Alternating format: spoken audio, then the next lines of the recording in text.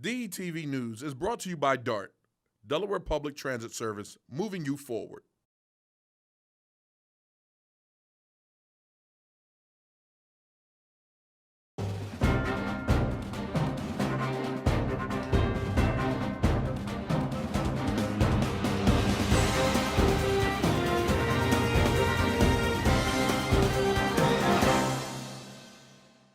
Hello and welcome to DETV News, your trusted news source. I'm Lauren Wilson.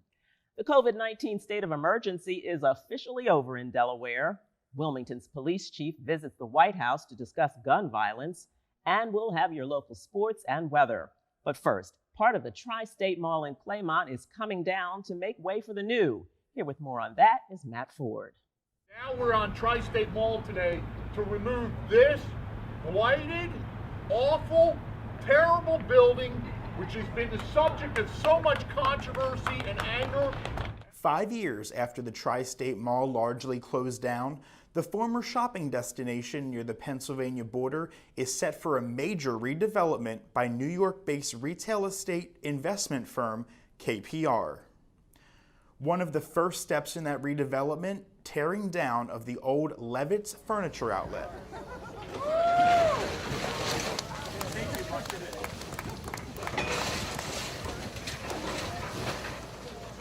Within days of taking ownership in June, KPR applied for demolition permits for the former furniture store more than 12 years after the store closed, following the brand's bankruptcy liquidation. Today we are very excited. We are finally getting started on the demolition of the Levitt's building. It's been an eyesore in the county for a long time, and this is one of our first steps in the revitalization of the Tri-State Mall. The mall opened in the late 1960s, featuring Grant City and Wilmington dry goods as its anchor stores. The mall housed numerous specialty stores, eateries, and other retailers throughout the 70s and 80s, even a movie theater. The acquisition of the Tri-State Mall comes at a time of revitalization for Claymont. Tell me what you saw here today. What are they doing? Knocking down this building. What knocked it down? The excavator. The redevelopment could restart an economic engine that caters to Pennsylvanians looking to take advantage of Delaware's lack of sales tax. Now what happens to the entire 41-acre property after it's leveled remains to be determined. Our hopes are many that we create a positive use for this site, and that could be anything from amenities, restaurants. It could be strictly good-paying jobs. We would consider that a win, something that is going to add to the Claymont Renaissance effort. Now, the Tri-State Mall, which sits at just over 500,000 square feet, was once Delaware's fourth largest mall with about 50 shops inside. Now, this anchor store behind me was once a Kmart, Value City, and most recently a Burlington coat factory, but now sits empty. Matt Ford, DETV News. Thanks, Matt. The COVID state of emergency is officially over in Delaware after more than a year. Governor John Carney lifted the order this week. It was first issued on March 13, 2020, to control the spread of the deadly virus. So we did reach our goal. We're up to 71% of adult Delawareans 18 and over with at least one dose of the vaccine. At the same time, though, we have young adults who feel less vulnerable, for sure, and the data supports that. But we need them to get vaccinated because we could have an outbreak, and many of the cases that we're seeing now are in that unvaccinated group, 18 to 35-year-olds, young adults. So if you're in a bar and a restaurant where they're mostly young adults and nobody's wearing masks, a lot of those people are maskless, unvaccinated folks. Also on Monday, Carney signed a scaled-down public health emergency order that allows state agencies and other medical providers to continue providing COVID-19 vaccination and testing programs. Those programs will continue to be free to the public. Meanwhile, long-term care facilities will continue to follow the state's existing visitation and testing guidances in order to keep those residents healthy and safe. Visitation by loved ones is encouraged, but the type of visitation depends on each facility's number of positivity cases along with the county's overall COVID-19 positivity rate. and the percentage of residents who are vaccinated. Visitors should check with their long-term facilities before arriving for visits. As for the Delaware Division of Motor Vehicles, it's back to pre-COVID-19 normal operating conditions. That means DMV buildings will return to full capacity. Still, customers who have not been fully vaccinated are encouraged to continue wearing face coverings. Driver license and vehicle registration suspensions for bad checks will resume, and so will notifications to uninsured motorists and those with any outstanding balance owed to the DMV. Road test and counter eye exams are also set to resume. Stay with us, there's more news ahead. When a child in your life requires intensive care, their health fragile, their condition complex, certified acute care pediatric and neonatal nurse practitioners will give you the information and support you need to make the best decisions for your child, while providing the critical care your child needs. Trained to diagnose and manage life-threatening conditions and emergencies, they are trained to make a difference. Learn why at certifiednurses.org. All across the country, people are coming together to speed up what we can learn about health. The All of Us Research Program is calling on 1 million people to join us as we try to change the future of health. For your family, for future generations, for all of us. Visit joinallofus.org and find out how you can become 1 in a million.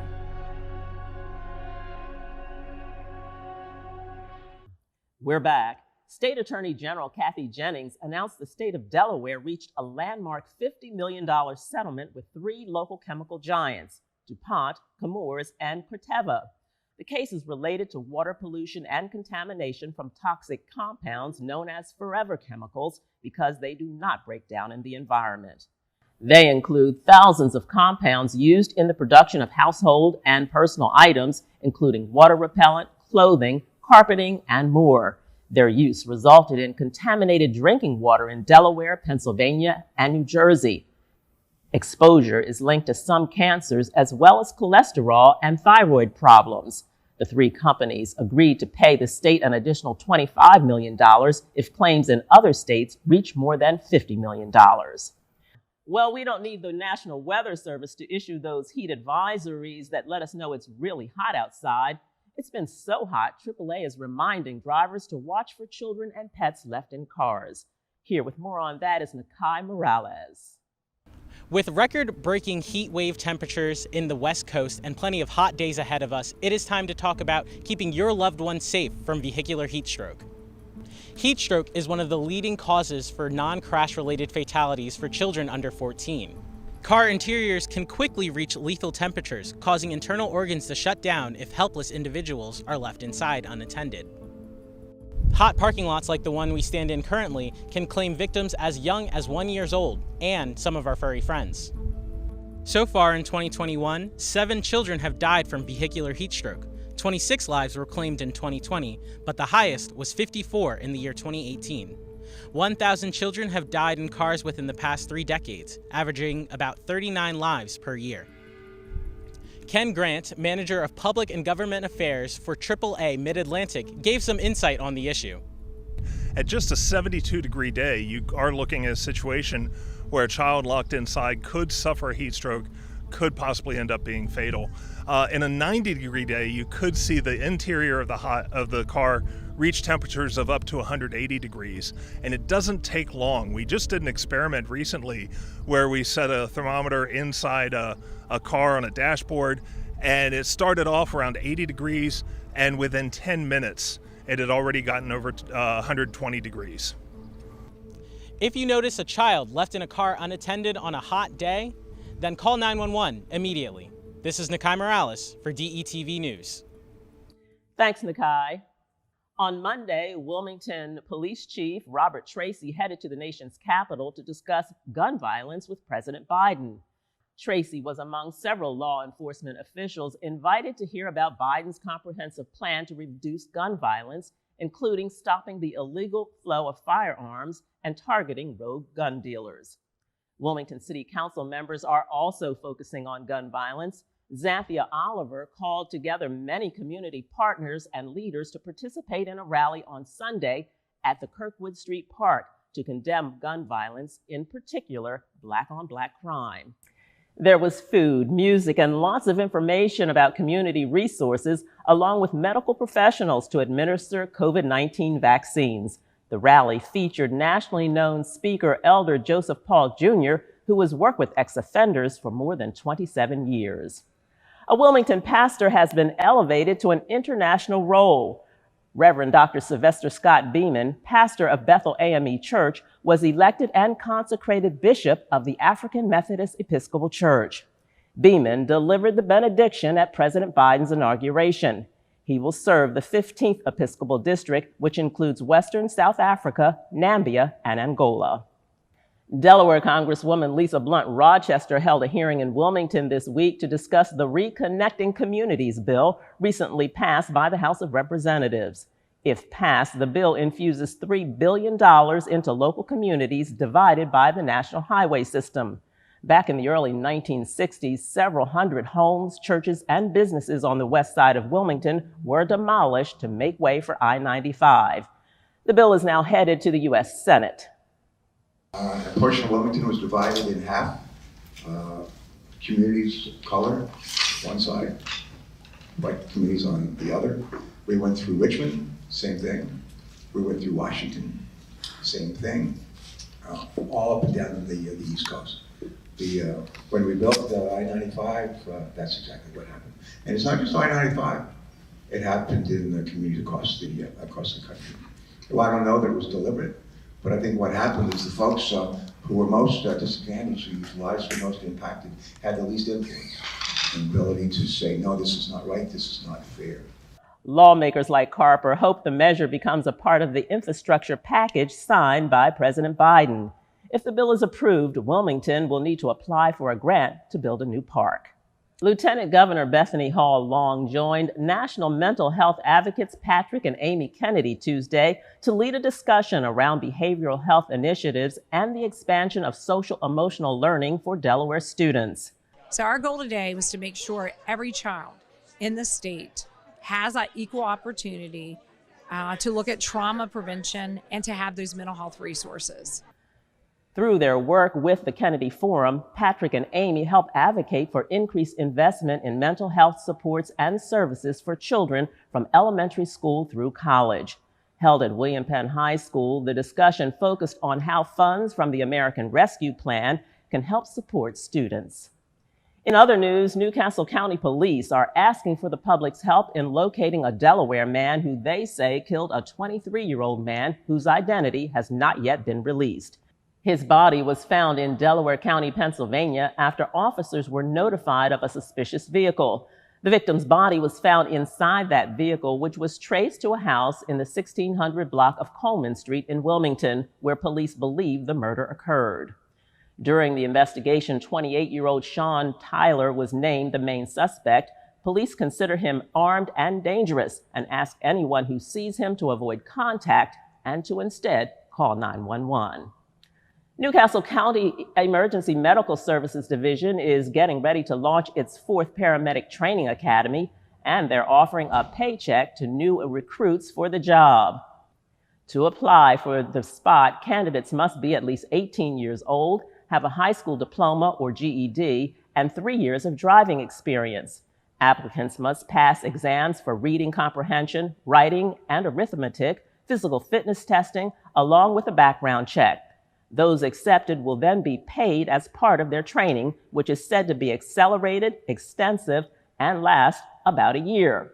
Why all that training? Officials say Newcastle County paramedics take on responsibilities of an emergency room in the field, complete with a vehicle that amounts to a mobile hospital.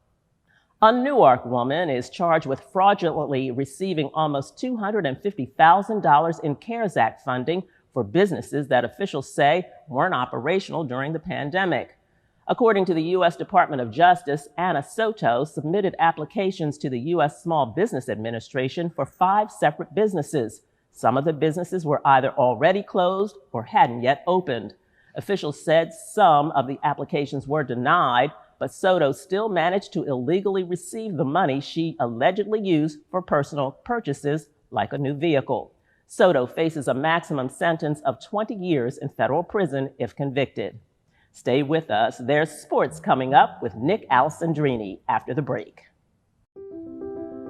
National Prevention Week is a celebration of all the things that happen all year long. Prevention is at the core. It's mental health, physical health. Some of our National Prevention Week activities have been focusing on the illegal drugs, illegal use of opioids. Drugs, alcohol, mental health, suicide, underage drinking, tobacco use. Prevention is about saving lives. This is where it happens. This is Prevention at Work.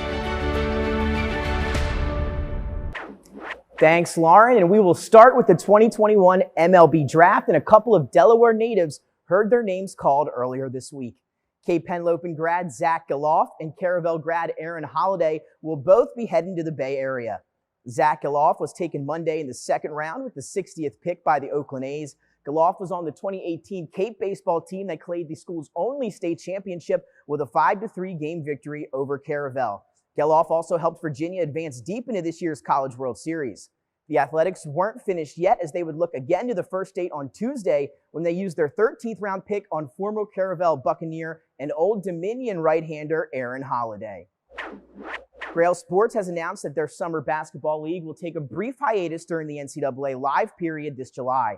They took to Twitter to announce the change after discussing it with high school and college coaches last week. And the Summer League will now run from August through September, and Grail believes that this time switch will allow more eyes to be on those players come game time. Some more coaching news this week as the St. Mark's Spartans have found their new basketball head coach. Lonnie Wright will take the reins for the Spartans after the departure of longtime coach Nick Santa. Wright joins the St. Mark's after a long stint as a DMA assistant coach and brings with him over 25 years of coaching experience. Wright explained Wednesday, "I want to build a winning tradition and create an environment where my players will be successfully both academically and athletically." The Gamma Mu Nu Foundation will be holding a special event on Sunday where they are giving away over 200 pairs of Under Armour cleats and gloves, as well as more at Red Lion High School. The foundation welcomes all on July 18th between the hours of 2 and 4 p.m., 1 pair of cleats and 1 pair of gloves per child per person, and it will be first come, first served with sizes limited from 8 to 13. So come check it out Sunday, July 18th, 2 to 4 p.m., and get yourself a new pair of cleats and gloves courtesy of the Gamma Mu Nu Foundation. A special thanks to all that were able to make it to the 76ers Fieldhouse on Monday for a workout with NFL linebacker and former UD Blue Hen Troy Reeder to help bring awareness to mental health. Reeder teamed up with Titus Sports Academy and the Fieldhouse to host a community-free workout to help benefit the SL24 Unlock the Light Foundation. The SL24 Foundation is in memory of St. Mark's and UD grad Sean Locke, and for more information, you can visit unlockthelight.com. And now we are going to go back to week 3, and we're going to take 5 plays as we continue our plays of the year. So getting us started this week at number 5 is going to be Kai Rodriguez-Bryant from Wilmington Christian, and we're going to pick it up here in transition. Rodriguez-Bryant going to catch the entry feed, elevate, and throw it down with one hand. Kai Rodriguez-Bryant getting us started at number 5.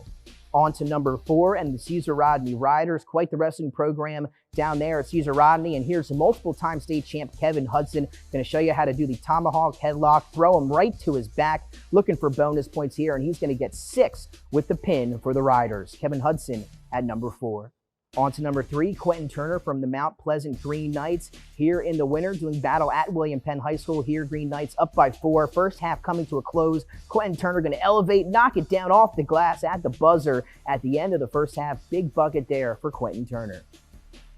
On to number 2, Jalen Warner and Jeremiah Lumpkin-Beal from Delmar going to turn the defense into offense. There's Warner with the steal, going to lead it in transition. He's going to go off the glass, and then there's Beal for the putback dunk. Check it out here, a different angle on the follow. What a dunk there, and a big play at number 2 for Delmar. On to number 1, Jabri White from the St. Mark's Spartans. They just got to coach Lonnie Wright, and he's going to be excited to see some of these plays. White going to drive baseline, elevate, throw it down with the right hand. Check it out again in slow-mo. What a dunk there by Jabri White and St. Mark's. And that'll do it for our top plays in our sporting news this week. Now back to Lauren. Thanks, Nick. The Salesianum community is mourning the loss of a 2021 graduate. Colin Brady, who played for the school's football and rugby teams, died over the weekend in a car accident. The school announced the death and identified Brady in a Facebook post.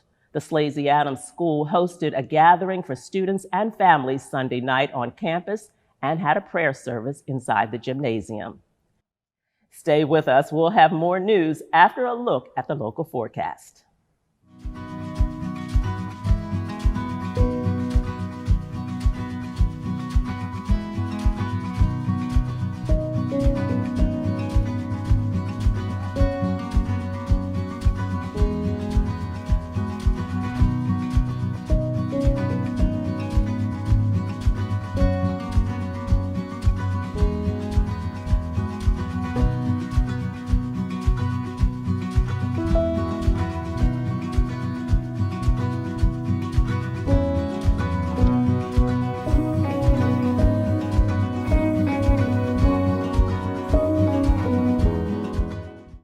Six months after a federal appeals court in Philadelphia overturned fraud and conspiracy convictions for 4 former Wilmington Trust executives, the U.S. Attorney's Office announced there will be no retrial.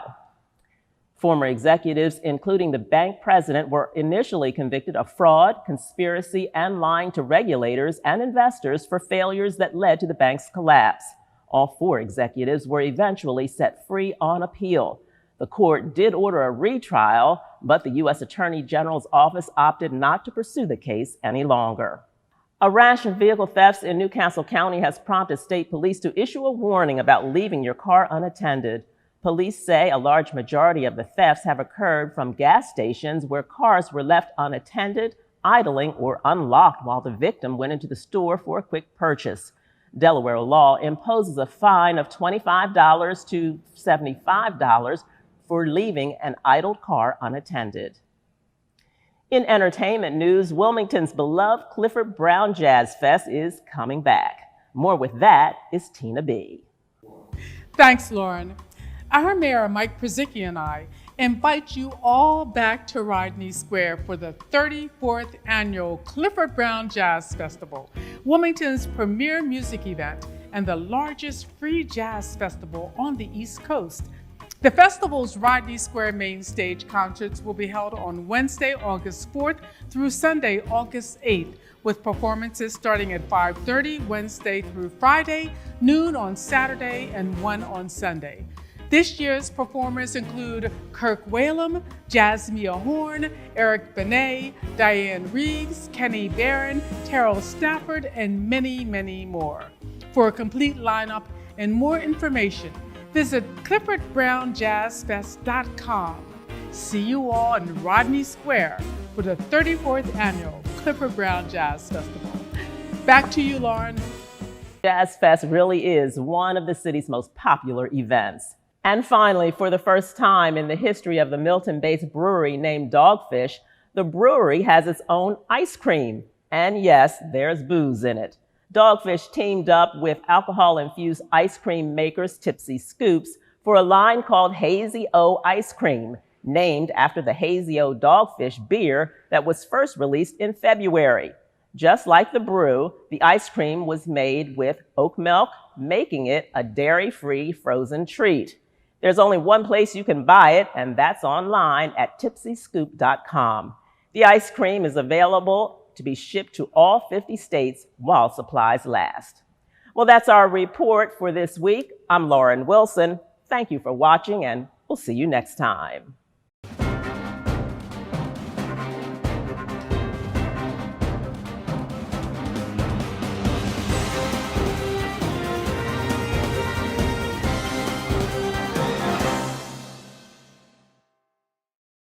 DETV News is brought to you by DART, Delaware Public Transit Service, moving you forward.